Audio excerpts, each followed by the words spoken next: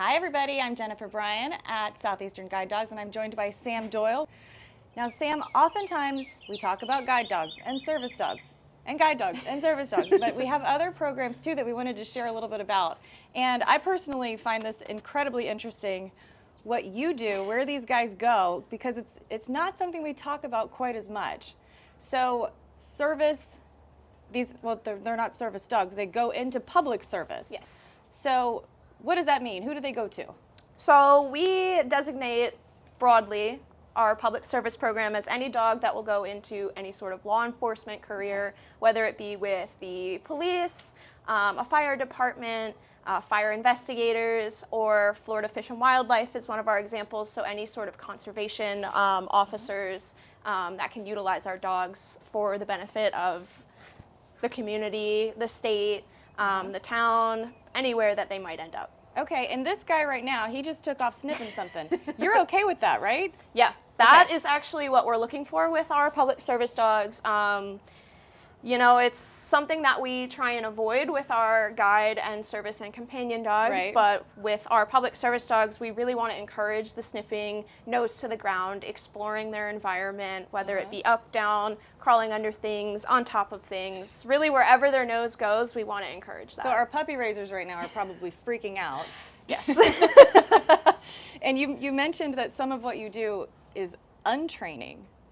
Yes. So, for lack of a better term, I am doing some untraining with the training I do with our public service dogs.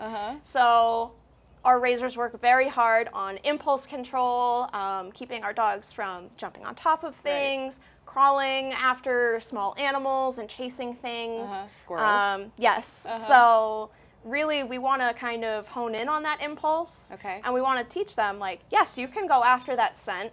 You can take me where you want to go. So right now he's sniffing for something, I'm not sure what, but we want him to be inclined to scent, and we don't want to kind of pull him away from that and teach him, no, don't do that. We actually want the opposite. We want him to go after that scent. Okay, and we often tell people that we don't choose the careers for the dogs choose them for us.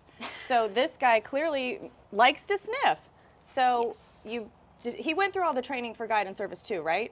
So he was actually, this is a rare case where he is a puppy program transfer. So he was not selected for the guide or the service dog programs, and one of his reasons for transfer was movement excites. So that is not what we were looking for, again, with our guide service companion dogs. But for our public service program, that is like bread and butter. Things like movement excites, excessive sniffing. That's, if we see a transfer form with that on it, I am immediately super interested, want to get my hands on the dog, start working with them, because they usually end up working out and are really, really excellent working dogs, just not for what we do here. That's really cool. So you, where do you think this one will end up? What's he telling you? And this is Noah, by the way. I forgot to mention the dog's name. Yes, this is Noah. He is a 1-year-old yellow male, I believe, Labrador. He might be a Goldador. I am suddenly blanking on that. So he is very toy-driven. Again, the movement excites. So usually that is better suited for things like narcotics detection. So we have toy-driven and food-driven dogs. Most of our dogs here are food-driven because they are labs or lab crosses. So those dogs are usually better suited for explosive detection or arson detection, just because you can't be throwing a toy as a reward in a burnt-out building. Right. Or if there's a possible explosive nearby. But toy-driven dogs are really great for narcotics detection because you want to throw the toy away from the narcotics. You want them to immediately hit on the scent and then get out of the way. You don't want them accidentally ingesting something that could be very, very dangerous to even a person, let alone a dog. Okay, and this collar is different, or leash setup. This is, you're leading him from the front. Oh, easy, buddy. And that's okay. We don't really want him jumping in people's faces, but it won't disqualify him. I think he thought I was hugging him. Yeah. No, I'm going to make an excuse for you, Noah. So yes, this The harness Easy situation is different, and that's okay. And you mentioned earlier that if he had a regular leash on, he'd really be yanking your arm off. Yes, so we use the Freedom harness, so it clips in the front. So it makes it a little bit easier for me to manage him if he is pulling towards a scent. With most of our dogs, we do use this as a tool to kind of help stop with pulling. With him, it's more just so if he does dive for a scent, kind of scramble, I can still hold on to him and have him with me. Okay. And it's not hurting his neck. It's more comfortable for him. It's more comfortable for me. Okay. And I can let him go after that scent. Okay, and you have a few props around here. So what do you want to show us? Yes. So this is all very new to me. So over here, we'll start with the most basic thing. If a dog can't handle this, pretty much they aren't going to be able to have a career in scent detection. So this is a scent detection bucket. You might have seen something like this before. Sometimes if a dog is in a more advanced training, they have something called a daisy wheel, where it's just a bunch of little buckets. One will contain the scent, the rest of them will be empty, and you can spin it so that the dog doesn't remember each time where the bucket is. And they'll just go around the ring and they'll alert when they get to the bucket that has the scent in it. Okay. So when we start our training, and he's done this before, but we'll do it as if he hasn't. So, hey. So we get some treats, and we put it in there. Good boy! So he's completely fine with it. He's sticking his whole face in there. He doesn't care. There's no more treats in there, and he keeps going back in for more. Doesn't care. Should I put more in? Yes. There you go. That is crazy. His whole head's in there. And I'm just holding it just because we don't want his head to get stuck in the bucket if I put it on the ground, and him to lift it up and walk around with it stuck on his head and panic. Yeah. But the smaller buckets, when they do the daisy wheel, it is on the ground. So yeah, he really likes this bucket. Yes, he does. He has no problems with it at all. So that's a good first step. And then I won't pair this with the bucket today since I'm holding onto his leash, but we also test if they are noise sensitive in any way, shape, or form. This is more to mimic any clearing of debris from an arson investigation scene, but if they react to this, they might also react to like a fire or police siren, if they are working in law enforcement. So just any sort of noise sensitivity kind of would take a dog out of contention for being evaluated any further for replacement. Okay. So he's not bothered by that. He probably thinks it. there's some food in here. So he didn't shy away from it. If he was afraid, he might kind of duck down. He might try and run away from it, avoid it in any sort of way, but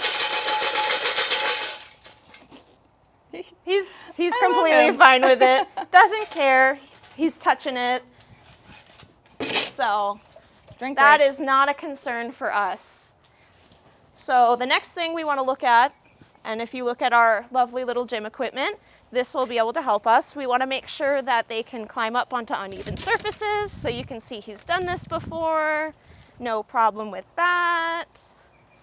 And he's sniffing as we go. Noah. So he can jump over that. No problem. We can come to this little rock here. Come here. Good boy. So he has no problems with confidence, jumping up onto things, underfootings, because all three of those materials are all very different. The rock is definitely very uneven, and it's not a real rock. It's pretty unsteady, and he was completely fine with it. So no issues with confidence. And again, you can see he's sniffing this whole time. Sometimes we try and get them to crawl under things. He has crawled under this on his own before. Hey.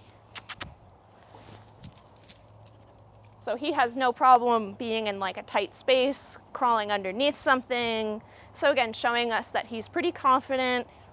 He doesn't really care that he's in a weird spot. Hey.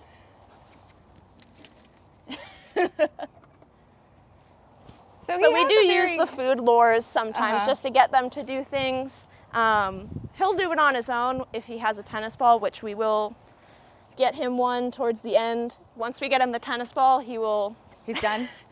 That will be his ultimate reward. His favorite thing in the whole world is tennis balls. And that ties back to his reason for transfer being movement excites. Okay. He sees it rolling and he just wants to go for it. So that's his favorite thing in the world. When you do end up handing him off to law enforcement, whoever it may be, you're going to hand him a box of tennis balls too? This will guarantee success. Hopefully they will have some tennis balls. Where are you going, buddy? So yeah, even now he's looking. I'm not asking him to do that. Yeah. That's so interesting. So when we see you on campus, you're a great trainer. You're just training for something different. Something very different. So we do a lot of college metaphors here, and when a dog leaves the guide program and maybe goes into the service program, it's almost like we kind of make an equivalent comparison as like a change in major in college. Sure. For this, it's not only a change in major, it's almost transferring colleges. You figure out what you want to do, and then you go to a college that can really set you up for success. Gotcha. Because there's only so much that I can teach the dogs here. Obviously, I do not have access to the training tools for narcotics detection. I'm kind of glad. Or anything that is used in like arson or any sort of explosives, which keeps us all safe here. So I prefer it that way. Okay. But I kind of just start them with the building blocks. So this is just the initial assessment. As I prep them for placements, I'll kind of hone in on that scenting.